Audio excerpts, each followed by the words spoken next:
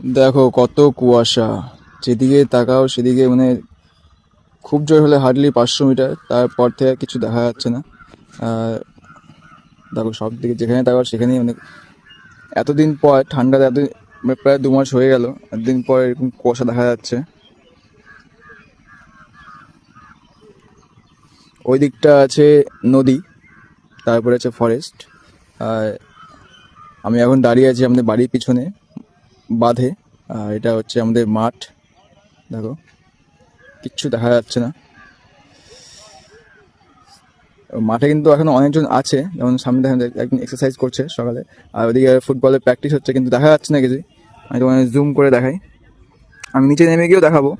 মাঠে কিন্তু অনেকেই আছে, কিন্তু কোনো ভিজিবল নেই। আর যে এক্সারসাইজ করছে ও একটু কিছুক্ষণ পরে গিয়ে মানে দেখা যাবে না।